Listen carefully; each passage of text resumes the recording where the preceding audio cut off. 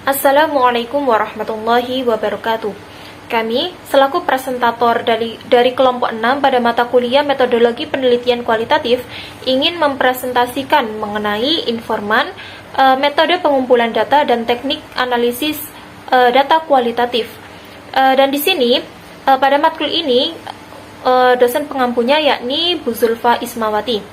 Adapun anggota-anggota dari kelompok 6 ini yaitu ada yang pertama, Mas Azif Fauzi Nur dengan nomor NIM 126-311-201009, dan ada Mbak Novia Salma Firdausi Lailia dengan nomor NIM 126-311-201020, dan saya sendiri Nur Fauzia dengan nomor NIM 126-311-202031. Adapun di dalam presentasi kali ini, kami akan membahas mengenai 16 subbab. Subbabnya apa saja bisa dilihat di layar presentator. Jadi bisa dilihat ada 16 subbab dan kami akan membahasnya satu persatu. Next slide. Subbab yang pertama yakni sumber dan jenis data.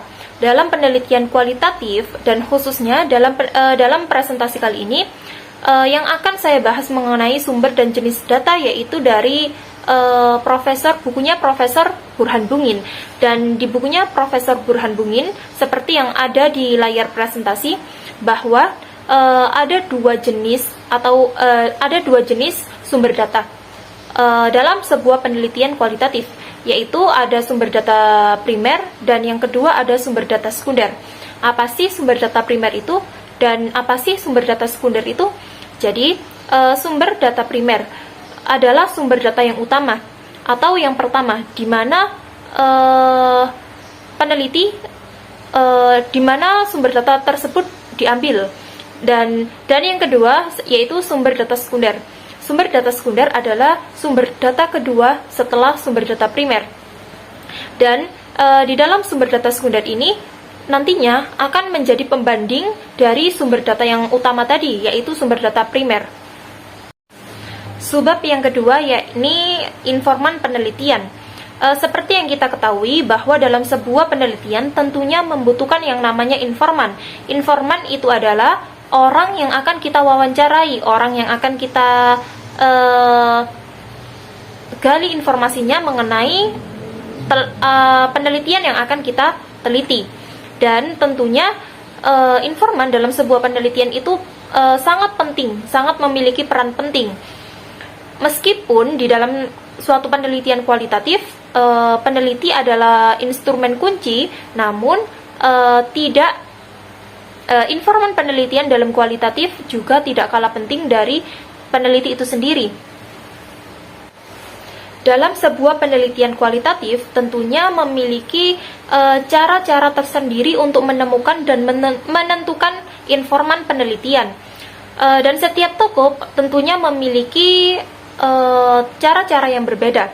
Nah, di dalam presentasi kali ini, di dalam subbab yang akan saya jelaskan, kami selaku presentator mengambil dari tokoh Burhan Bungin. Dalam bukunya Burhan Bungin, untuk menentukan atau menemukan informan penelitian itu ada 3 cara, yakni yang pertama prosedur purposif, yang kedua prosedur kuota, dan yang ketiga prosedur snowball. Prosedur purposif adalah sebuah strategi menentukan informan yang paling umum di dalam sebuah penelitian kualitatif, yaitu menentukan kelompok peserta yang menjadi informan sesuai dengan kriteria terpilih yang relevan dengan penelitian yang akan kita lakukan. Prosedur yang kedua yaitu prosedur kuota. Dengan prosedur ini, peneliti memutuskan saat merancang penelitian berapa banyak orang dengan karakteristik yang diinginkan untuk dimasukkan sebagai informan. Prosedur kuota lebih spesifik sehubung dengan ukuran dan populasi subsampel, dan sub-sub kelompok yang dipilih. Dan prosedur yang terakhir menurut bukunya Burhan Bungin yaitu ada prosedur snowball. Dalam prosedur ini, dengan siapa peserta atau informan pernah kontak atau pertama kali bertemu dengan peneliti adalah penting untuk menggunakan jaringan sosial mereka untuk merujuk peneliti kepada orang lain yang berpotensi berpartisipasi atau berkontribusi dan mempelajari mengenai masalah atau penelitian yang akan kita teliti. Subbab selanjutnya yaitu ada yang namanya relasi, metode pengumpulan, dan teknik analisis data. Dalam sebuah penelitian kualitatif, data yang diperoleh dari berbagai sumber dengan menggunakan wawancara, observasi, dokumentasi, dan studi literatur. Namun, dalam penelitian kualitatif, ada beberapa tahap dalam analisis data, yakni bisa dilakukan dengan menganalisis data. Strategi analisis data kualitatif pada umumnya tidak digunakan sebagai alat pencari data, dalam arti frekuensi akan tetapi digunakan untuk menganalisis proses sosial yang berlangsung dan makna dari fakta-fakta yang tampak dipertemukan itu. Dengan demikian, maka analisis data kualitatif digunakan untuk memahami sebuah proses dan fakta dan bukan sekedar untuk menjelaskan fakta tersebut. Baik, kita masuk ke sub pembahasan yang selanjutnya, yaitu ada metode wawancara dan wawancara mendalam. Dan di sini kami selaku presentator mengambil dari bukunya Profesor Lexi Jamoleong.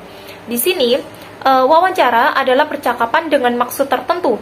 Percakapan itu dilakukan oleh dua pihak, yaitu ada pewawancara atau interviewer yang mengajukan pertanyaan, dan ada yang namanya terwawancara atau interview yang memberikan jawaban atas pertanyaan dari pewawancara.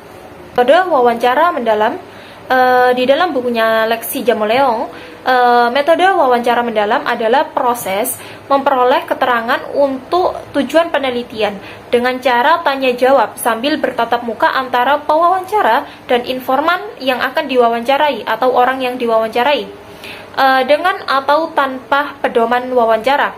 Jadi di dalam wawancara mendalam ini, seorang peneliti selaku pewawancara tidak mempersiapkan struktur untuk sebagai pedoman wawancara. Jadi di mana pewawancara dan informan terlihat dalam kehidupan sosial yang relatif lama. Metode wawancara mendalam atau in-depth interview adalah sama seperti metode wawancara lainnya. Hanya peran wawancara, tujuan wawancara, peran informasi, dan cara melakukan wawancara yang berbeda pada wawancara umumnya. Mungkin cukup dari saya, itu saja yang bisa saya sampaikan.